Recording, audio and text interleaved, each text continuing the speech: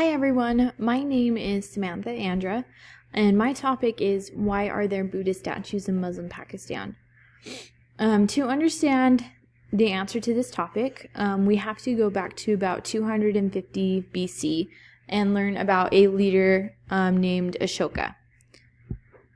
So Ashoka was the third ruler of the Mauryan Empire, and to give you a little bit of background about Ashoka, he was one of the younger siblings in his family, and in order to become the ruler, he actually killed a lot of his brothers so that he could be the ruler of this empire.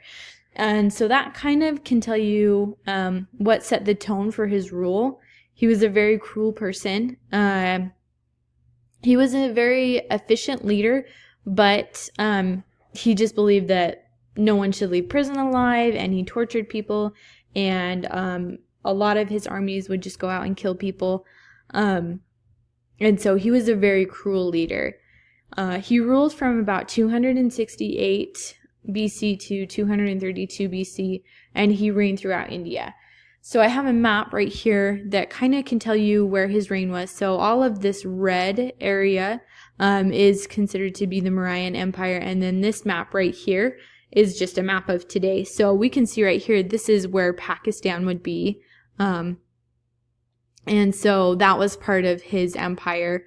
And this little area I'll tell you about in just a little bit. But that's a little bit of background about Ashoka so you can have an idea of who he was. There was one particular war that was considered to be the turning point for Ashoka. It's called the Kalinga War, and it happened about 261 BC.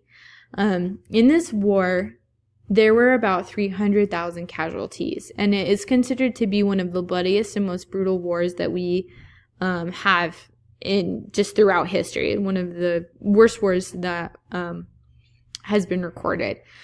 And so after the war, the story goes is that Ashoka felt so much regret and so much remorse for what he had done that he decided that he needed to change his ways. And so he decided that he was going to follow Dharma, which is the teaching of Buddhism. So, and that's kind of where this point back to this map after he had felt that way is that he no longer wanted to go to war. He no longer wanted to kill anybody. And so this part of land he hadn't acquired yet through his wars. And so he decided he was just going to leave it alone and no longer try to fight for it. And so that war, the Kalinga War, was considered to be the turning point for Ashoka. And so he converted to Buddhism. And when he converted to Buddhism, he sponsored missions to Greece, Egypt, Syria, just kind of all over to help build the Buddhist religion.